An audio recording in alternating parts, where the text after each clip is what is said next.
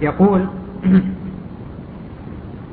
لا شك ولله الحمد أن هذه البلاد تأثرت بدعوة الشيخ محمد بن عبد الوهاب رحمه الله، ورزقه من ذريته من يسير على طريقته، جزاك الله خير. والملاحظة أن الناس إذا كلمتهم عن أمور العقيدة قالوا عقيدتنا سليمة، لكن إذا نظرنا إلى الواقع تحيرنا. الولاء والبراء هل هو من أمور التوحيد؟ كيف يكون التوحيد سليما ونحن نجد أن معظم المؤسسات والناس يقربون الكفار والبوذيين والنصارى ويبعدون أهل الإسلام؟ الولاء والبراء هو معنى كلمة التوحيد. حقيقة كلمة التوحيد هو الولاء والبراء.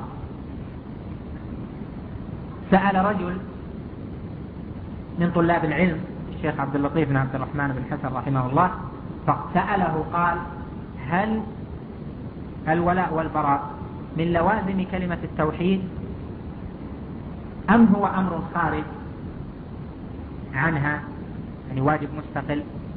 فقال: وأسف على العلم الذي عندك، أنك لم تعرف مكانة الولاء والبراء من دين الله. الولاء والبراء هو لا إله إلا الله محمد رسول الله. كلمة التوحيد ولاء وبراء. قال جل وعلا في سورة الزخرف: وإذ قال إبراهيم لأبيه وقومه إنني براء مما تعبدون إلا الذي فطرني فإنه سيهدين، وجعلها كلمة باقية في عقبه. والكلمة التي أبقيت في عقب إبراهيم هي كلمة التوحيد، لا إله إلا الله. وتفسيرها قوله إنني براء مما تعبدون إلا الذي فطرني، براءة من المعبودات ومن الشرك والكفر، وموالاة وولاء لله ولدينه ولتوحيده. الولاء والبراء معناه الحب والبغض.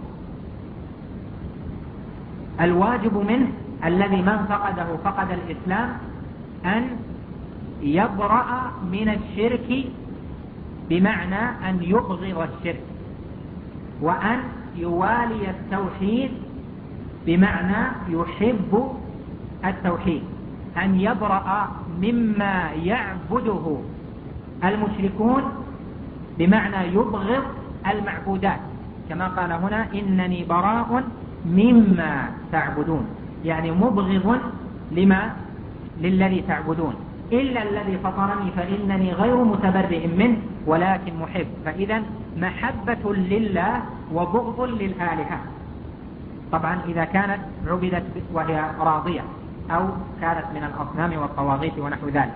محبة للإسلام وبغض للشرك، هذا قدر واجب. من لم يحب الإسلام فإنه ليس على التوحيد. من أحب الإسلام وأحب الشرك فإنه قد قرم ولاءه وبراءه. بعد ذلك هناك أمور تكون واجبة لكن تركها معصية، ليس تركها قادحا في التوحيد، وهو محبة أهل الإسلام وبغض أهل الشرك، يعني أعيان المشركين. إذا لم يبغض أعيان المشركين بأعيانهم فهذا فيه تفصيل، وهذا قد يطول الحديث عنه، لأن البراء والولاء والبراء يحتاج إلى تفصيل طويل. المقصود من السؤال أن تضبط الولاء والبراء الذي تركه كفر. الولاء الواجب الذي هو من الإسلام والتوحيد، بل هو الإسلام والتوحيد، هو المحبة، محبة الإسلام ومحبة الله.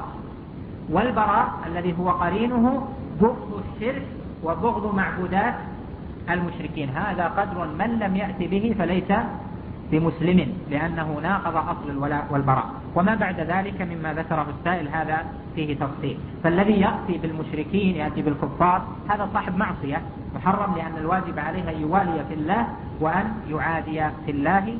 وهؤلاء إذا كان المستقدم لهم لا يحب الشرك ومعبودات المشركين وإنما أتى بهم لنفع أو نحو ذلك فهذه معصية من المعاصي. إذا تبع ذلك موادة لهم ونحو ذلك وكان ذلك لغير مصلحة شرعية فإن ذلك معصية، والمسألة فيها تفصيل. يقول إن أهم المهمات هو التوحيد، فما هي الكتب والشروح والأشرطة التي تفيد في تعلم هذا الأصل العظيم؟ التوحيد قسمان: توحيد علمي خبري، وتوحيد عملي إرادي. توحيد العلم الخبري هذا هو الذي يسمى العقيدة، عقيدة أهل السنة والجماعة، هذا له كتب خاصة. والتوحيد العملي الإرادي هو التوحيد الذي ضده الشرك العملي، هذا هو توحيد العبادة. هذا وهذا تحتاج إلى تعلم التوحيد الذي ضده الشرك، وتعلم العقيدة الصحيحة التي ضدها العقيدة الباطلة. أما العقيدة الصحيحة فهي عقيدة أهل السنة والجماعة، وأهم الكتب فيها لمعة الاعتقاد، وخذ شرحا لها لأحد علماء هذه البلاد، وكذلك كتاب الواسطية وخذ شرحا له، وتسلسل في كتب العقيدة، عقيدة أهل السنة والجماعة، وكتب شيخ الإسلام ابن تيمية رحمه الله فيها بيان ذلك على وجه التفصيل.